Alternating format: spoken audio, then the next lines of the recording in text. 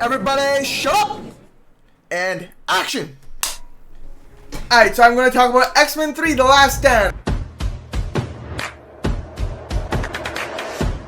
I have seen this movie before, and yeah, I just wanted to talk about it because I'm rewatching it after a long time because of Deadpool and Wolverine. And yeah, this movie was a good conclusion to X-Men 1 and X-Men 2. Yeah, it was.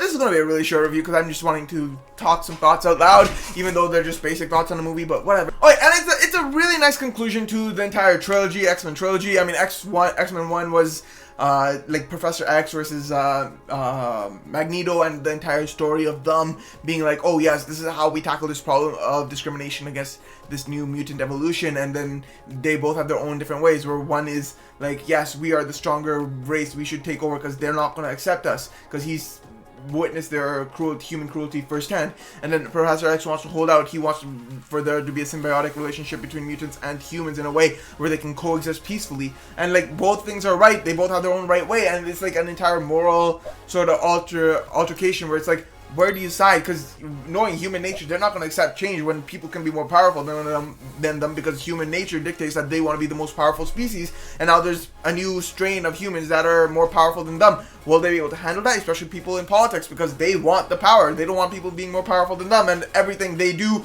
can easily be neglected. Oh, I have a nuke, but now these guys can just kill me before I can even shoot my nuke. Like, I don't want this. I want to be the most powerful person. Like, what? And then X2 is the entire story of human cruelty on these mutants, and movie 2 was beauty in that aspect, expanding on that story from a different perspective, keeping the same perspective of mutants, the mutant battle on how to deal with the situation, and adding a human element. And now this third movie, oh my god, okay, this is where it's like humans and mutants can coexist finally. They found the way after X2, and it was a beauty. It's a beautiful development of the beginning of the world scenario of how things are in this world. And now but the humans haven't changed anything. They want to still try to they're trying to be like nonchalant about it and say like, oh yeah, we found a cure to the mutant disease, treating mutants as though there's disease instead of evolution, and as such,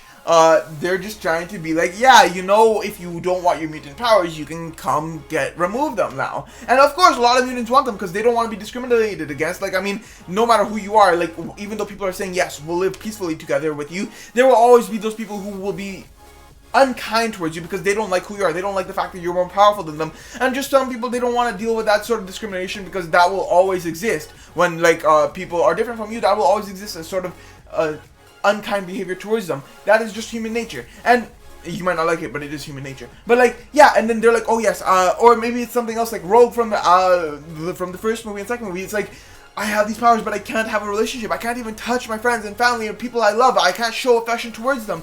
And it's like, if I get rid of my powers, I will finally be able to have the life I seek. And like, that's kind of how the movie kind of develops from that. Like, you see all these different perspectives on why you might want to lose the mutant powers that you have gained, and it's just a beauty to watch all these different perspectives, and then how the mutants kind of react to this, because they see this as an immediate threat, because they know if anything happens with a mutant in the crime scene, it's not going to be ask questions, it'll be fire the cure right into them, make them lose their power, which they cannot get back, and boom. Though at the end of the movie, it kind of just invalidates the entire movie, which kind of just goes like, well, what, why, and it kind of makes sense in a sense. I'm not going to spoil the ending, but like, you can kind of figure out how it's going to end anyway.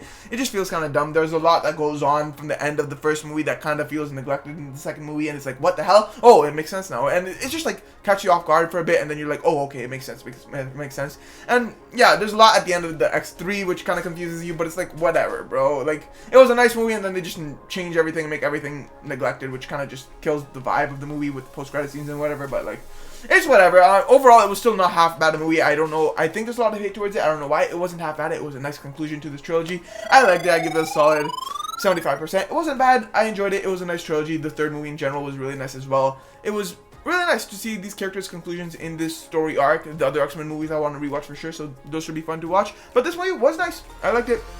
Peace.